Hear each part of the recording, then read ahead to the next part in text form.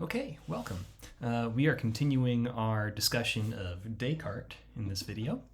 And in this one, we're going to be thinking about where we go from meditation 1. So we're going to think about some of the main moves that we see in meditation 2. Now, I won't talk about the discussion of the piece of wax at the end of meditation 2. I've got another video on that topic. So here we're just going to talk about what's sometimes referred to among students and scholars of Descartes as the Cogito. So we're going to learn what leads Descartes to believe in the Cogito and what its nature is. So that's going to be our goal for this session. Now, just remember where meditation 1 left us. Descartes says you shouldn't believe anything unless it is indubitable. That is, you are completely certain of its truth, so much so that it's impossible to doubt a certain belief. So that's the kind of beliefs we're looking for because Descartes is this foundationalist, right? Every belief should be built up upon certain truths and guaranteed logical connections between those certain truths. And what Descartes is going to do is he's going to give us a high standard of doubt. So not just the idea that senses deceive us sometimes or that we can't be sure we're not dreaming. He gives some answers to those, but then he gives us this third hypothesis in meditation 1. That's evil demon deception, right? So he says, imagine a completely powerful being able to deceive us about anything and everything. And not only is the demon going to make you think you're awake when you're dreaming or misperceive certain things, but the demon will make you believe that there is a world outside of your head, even though there is none at all. And moreover, the demon could also make you really bad at logic, right? So you could say 2 + 3 = 4, and then as soon as you finish that improper calculation, you would think to yourself, did a great job there. Pat yourself on the back, right? So this is evil demon deception, that pretty much everything you believe, anything that you might be confident in, is a lie, a fiction, a fabrication, right? So everything from the external world, that is a world outside of your own head, to one's ability to reason is thrown into doubt. And of course, Descartes says this is pretty distressing. So where do we go from here? Well, Descartes says, here's something we can know for sure. So when we get to page 100 of the version that we're looking at in this textbook right here, the Lascano and Shapiro text, here's what Descartes tells us. So we imagine this possibility that there is some deceiver who's always deliberately deceiving me. He says, but then too, there is no doubt I exist if he is deceiving me. Let him do his best at deception. He will never bring it about that I am nothing so long as I think that I am something. Thus, after everything has been most carefully weighed, it must finally be established that this pronouncement, I am, I exist, is necessarily true every time I utter it or conceive it in my mind. So here Descartes says, I actually have an answer to the most extreme form of doubt, evil demon doubt, and it's this: even if there were an evil demon, Descartes isn't actually saying that there is one, but he said even if there were one, it couldn't trick you about anything. Because there's at least one thing that the demon can't trick you about, right? I guess I should have said the demon can't trick you about everything, right? In other words, there's very many things that the demon could trick you about. Could trick you about your ability to do math, could trick you about what the world outside your own head is like, but the demon cannot make it that you are nothing, right? While you are still something. So you cannot be mistaken about your own existence. If you wonder about whether you exist, well, the thought is, every time you conceive the possibility of your existence, that's enough to prove that you do exist. This is perhaps one of the most famous and lasting arguments from Descartes. So this argument itself is sometimes referred to as the Cogito argument.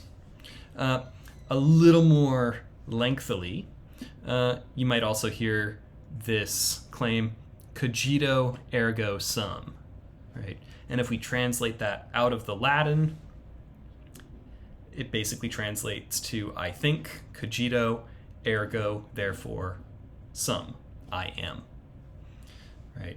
So the idea is, simply because you're thinking, that's enough to guarantee that you are a being that exists. So there we go. We have answered evil demon skepticism to some degree, right? Because now we've shown that there's one thing that not even the worst kind of doubt, the most extreme kind of doubt, could trick us about. So, one thing that we do as philosophers is we try to think a little slower, a little more carefully about what's going on in this chunk of text. So, what we're going to do in this slide is we're just going to look at a couple of ways of parsing the argument. So here's one way of looking at the argument. It says, if I am thinking, there must be something doing the thinking. And two, I'm thinking, right? I'm sitting here wondering about whether there's anything I could know for sure, whether I could be deceived about my own existence, for instance. So I'm thinking, therefore there must be a thinker. I am thinking, therefore a thinker must exist. Now, from a logical point of view, this argument is impeccable, right? This argument takes the form of what is called modus ponens. Modus ponens has the form, if P then Q, P, therefore Q, right? So if I'm thinking P, then there must be a thinker. This is just the antecedent of that conditional, P, therefore Q, right? And the thought here seems to be that if there is a question about my existence, well, that question is being raised by a questioner, right? So there must be some being that is doing the thinking if you're thinking, and that's how we get I think, therefore I am, right? But we might wonder about this argument in a certain way, right? Has this argument actually given us evidence for the claim that thought requires a thinker? Now, some of you might think that this is absolutely obvious, right? If there is thinking going on, there must just be that which makes it possible for thought to be going on. But we might also extend this logic in other forms. So here's what we'll call like a parity argument. And what I'm going to do with this parity argument is point out that a similar logical structure could be applied to an absurd argument. So if there's raining going on, thankfully it's not raining right now, but if it were, we might say if there were rain coming from the sky, then there must be a rainer. It's raining, assume it for the sake of argument, therefore there must be a rainer in existence. Now, one thought we might have here is a thought in and of itself is a self-sufficient existence. If you're into meditation or Buddhism, you might get this thought, right? Thoughts think themselves. There doesn't need to be a substrate underneath the thought to be doing the thinking. Right? We might say in a similar way, like, look, the fact that there's some raining going on doesn't mean that there has to be a specific agent in which raining which is the substrate for which raining can then occur, well, we might say, yeah, there are conditions for rain, but we don't call them a rainer.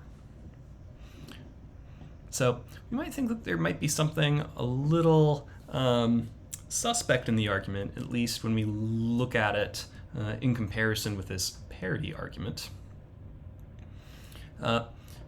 Because it seems that this version of the argument assumes that there must be something doing the thinking for there to be thinking going on.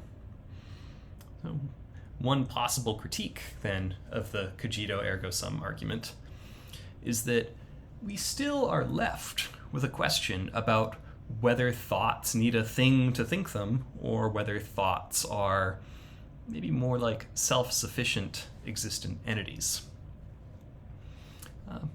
Now, one thing that we might do here is go back and wonder if I'm thinking there must be a thinker. Is that the argument that we're seeing in this passage of text right here?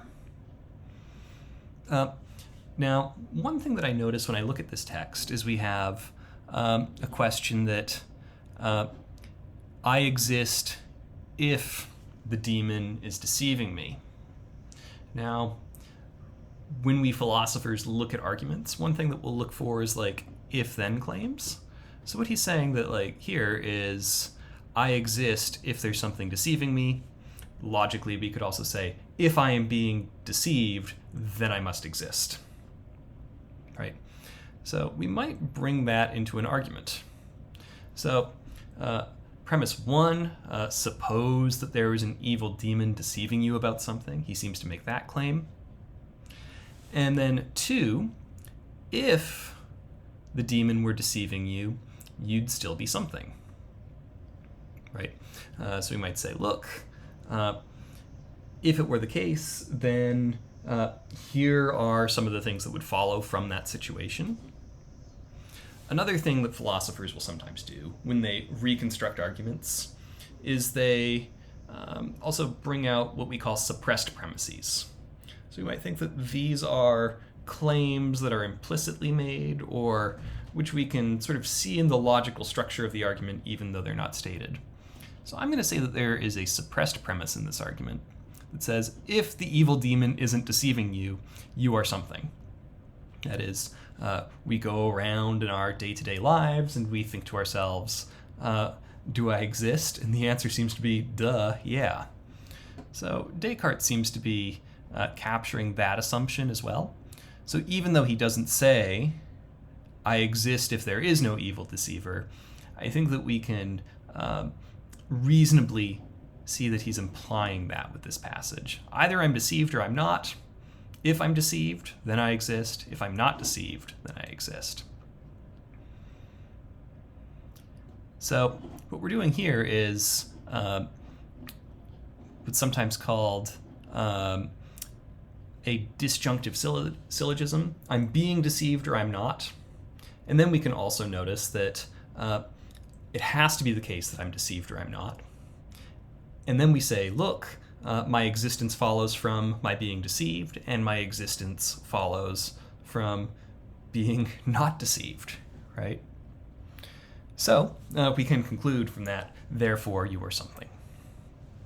Right? So again, we might start thinking about different ways of cashing the argument out.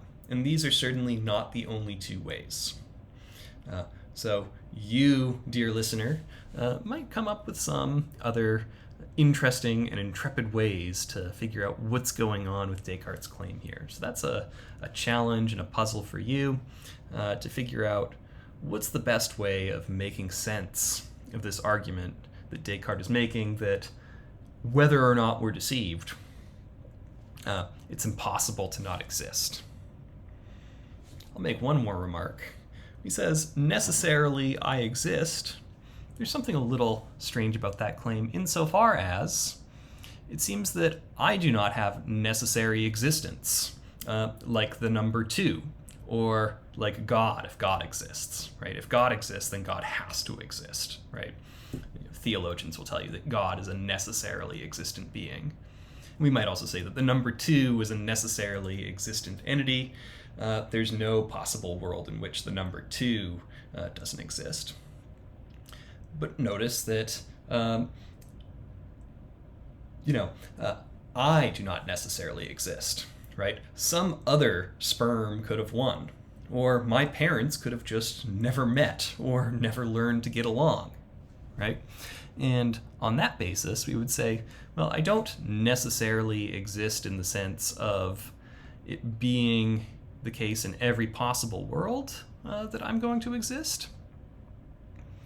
But we do say that my existence has to be the case, at least in this scenario, and at least given the evidence that I have, right? He says, what kind of evidence? Well, my uttering or conceiving about my existence is going to be enough evidence to guarantee that I exist. All right, so we might say, woohoo! Like, we've solved the problem of skepticism that Descartes lays out for us. But in a certain sense, we can think of this as a pretty small comfort, right? If the only thing you knew is that you exist, you wouldn't know much at all, would you? You wouldn't know, that the Las Vegas Golden Knights won the Stanley Cup in 2023. You wouldn't know that falling objects accelerate at 9.81 meters per second when falling. Right? These are things about the world outside of your own head. Right? Now, because of this, we're going to need to know some more things. And here's the next question that Descartes turns to. It says, yes, I exist.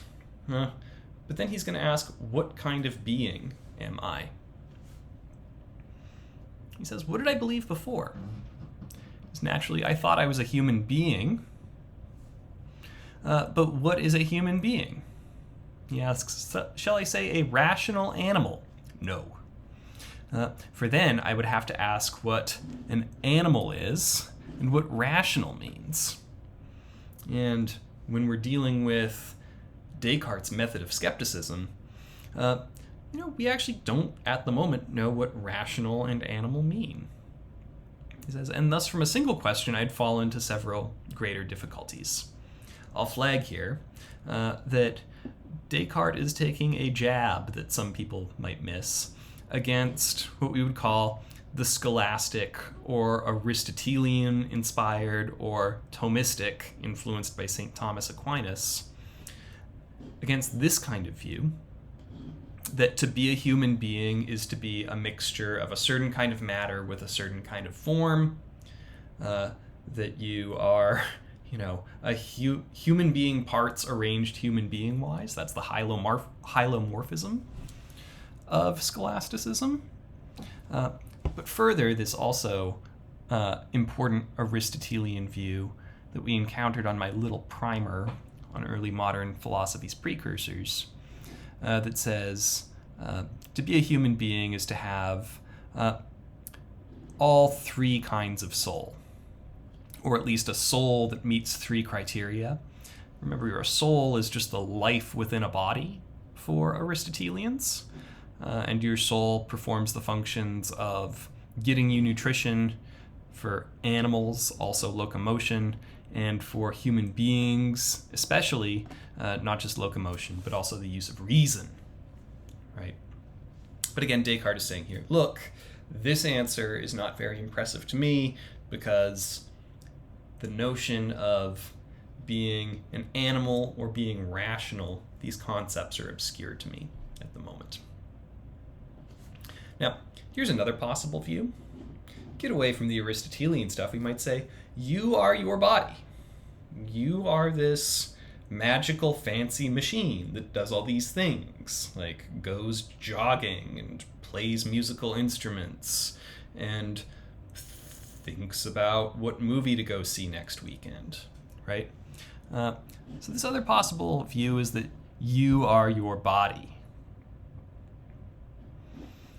Now, here is an idea. It's within a constellation of a couple of other ideas, but this is a key idea that's going to unlock your reading of the Meditations. Oftentimes also many of the critics of Descartes. This is an important concept in early modern philosophy.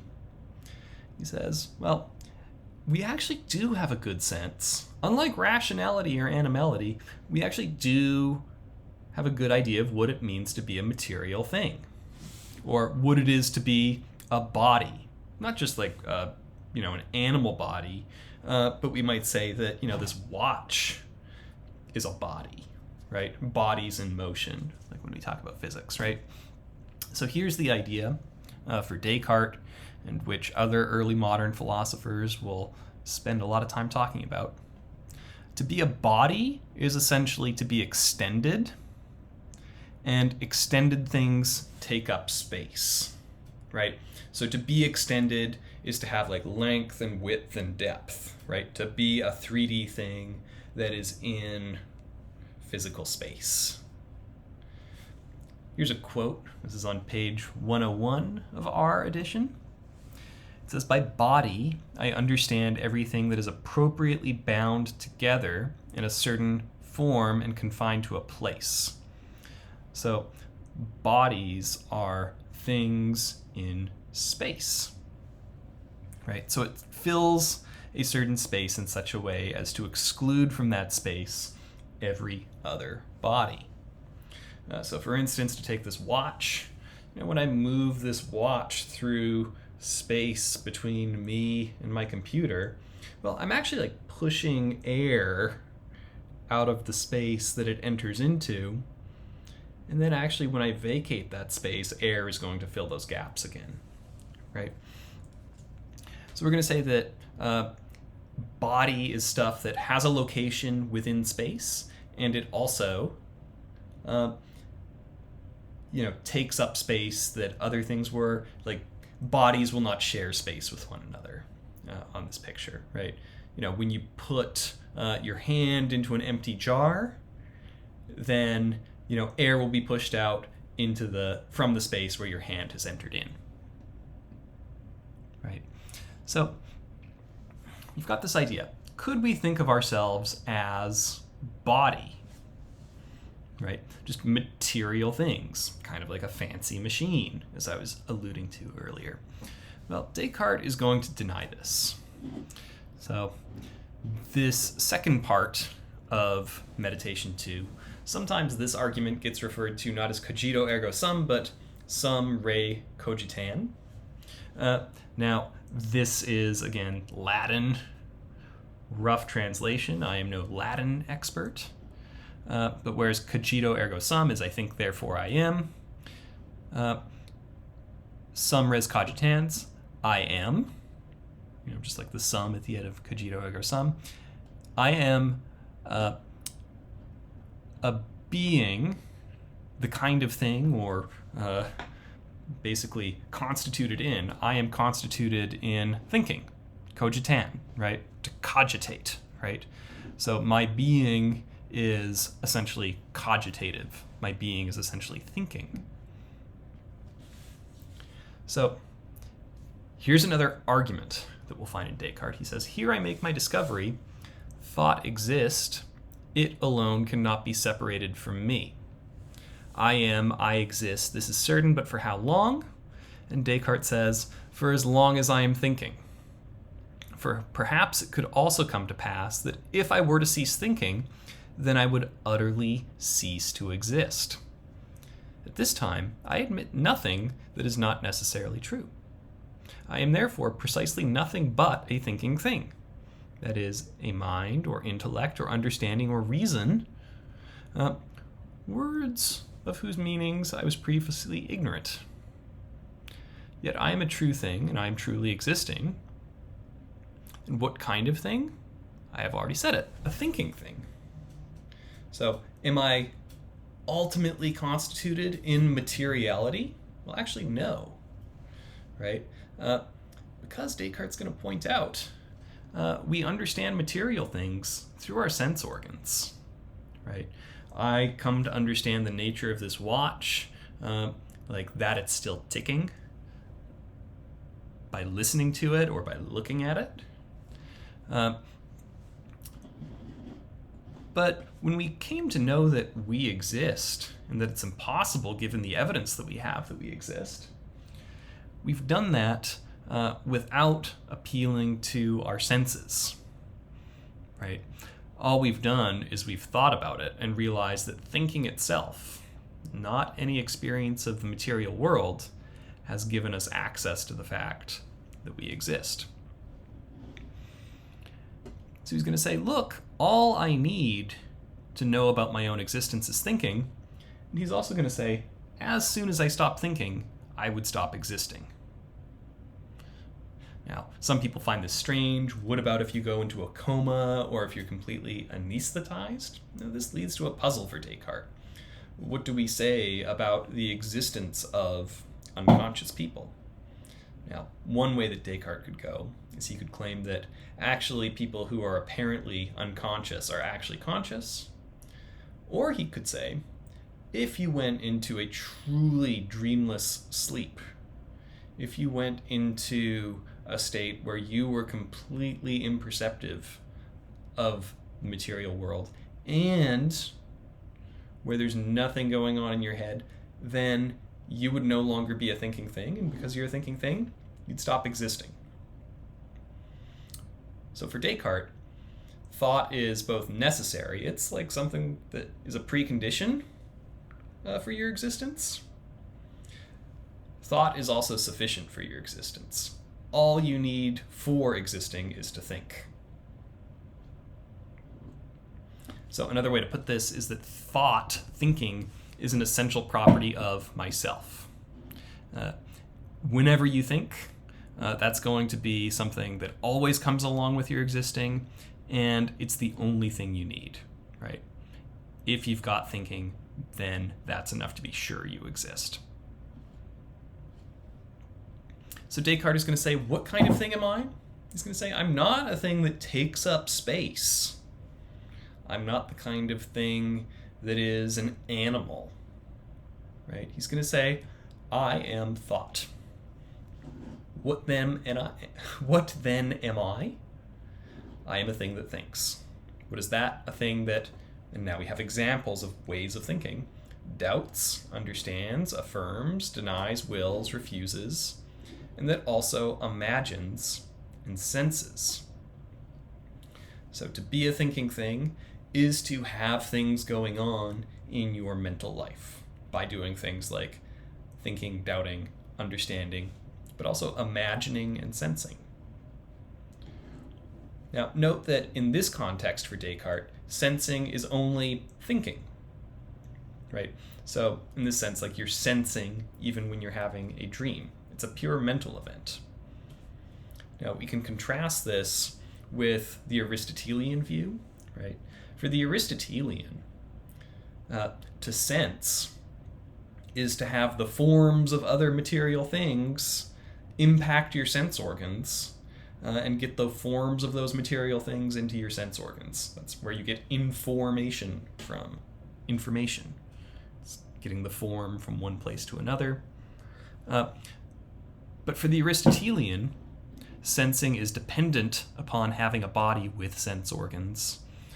Now, Descartes entertains that idea on page 101, but ultimately, he gives us a new way of thinking about sensing. It's not about stuff hitting you in the sense organs. It's simply having certain kinds of sensory experiences that are purely mental events. So, just to wrap things up, just as Descartes is thinking about extension as the essential property of a material thing, for Descartes, thinking, that's going to be the essential property of a mind, or we might say a soul, right? So we're going to say, look, whenever you have something taking up space, that's going to be a material thing. Whenever you have something thinking, it's going to be a mental thing, right? And never the twain shall these two things meet. Because Descartes is going to point out to us, we can be certain of the existence of our minds. This is what we've just proven in this meditation, apparently. But we still don't know whether anything outside of our minds exists, right? those things are in doubt. Well, how could a thing both be certain in its existence and uncertain in its existence? Well, Descartes is going to say you can't have something that you know exists for sure and be doubtful about. And because of that, he's going to say, well, I guess that means that your mind is not a material thing, right? So your mind, and for Descartes, yourself, is not your body, but something utterly different. How is it utterly different? Well, it's not the kind of thing that takes up space. It's the kind of thing that thinks. So, we'll wrap things up there for this one. If you want to continue with meditation 2, have a look at my video about his example of the piece of wax. Right? There he's going to be further pushing the view that you know your mind first and best, and that it's an utterly different kind of thing than your body. Well, thanks for tuning in, and we'll talk soon. Take care.